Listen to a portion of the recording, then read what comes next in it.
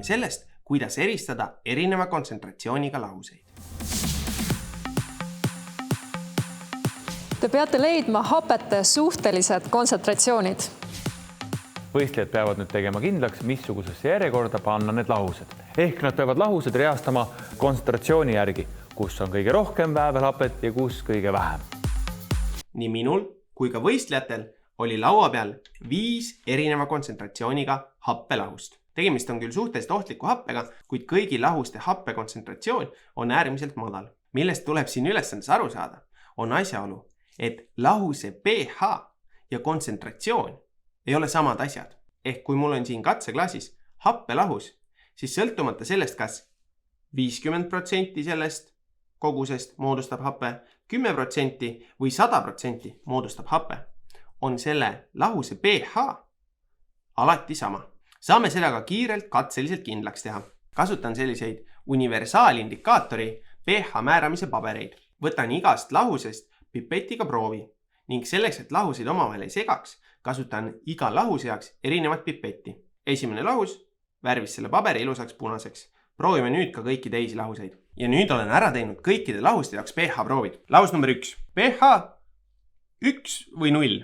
Lahus number 2. Samuti siin 0 ja 1 kandis. Lahus number 3. Samuti punane 0 või 1. Number 4. pH samuti 0 ning number 5.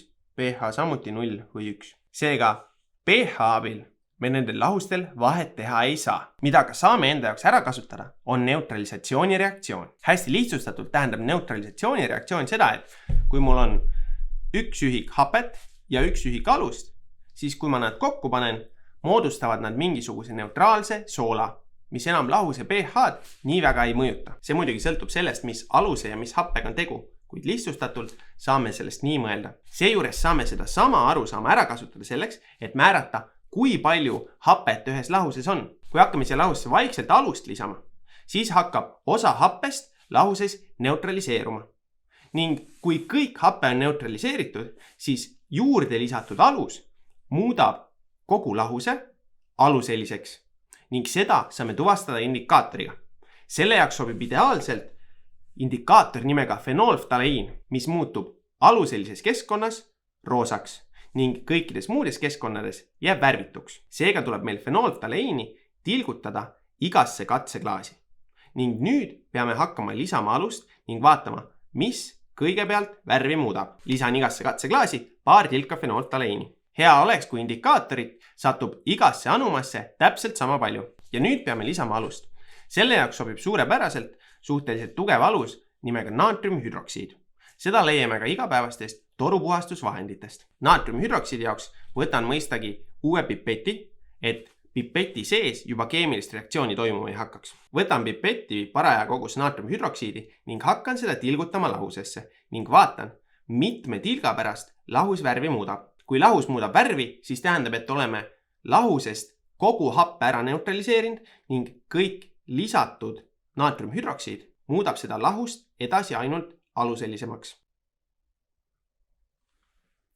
Näeme, et kui pill on see tilga, siis ajutiselt muutub tilk ja selle ümbrus roosakaks, sest see tilk sisaldab endiselt ainult naatriumhüdroksiidi ning kui naatriumhüdroksiid jõuab lahuses lahustuda, siis kaob ka värv, sest hape neutraliseerib selle. Oleme tilgutanud siia 30 tilka ning lahus ei ole ikka veel värvi muutnud. 40 tilka, lahus juba hakkas minema roosakaks, kuid siiski kõik läbi segades võttis tagasi värvitu kuju. 53 tilka, napilt. 54 tilk, kas nüüd läheb?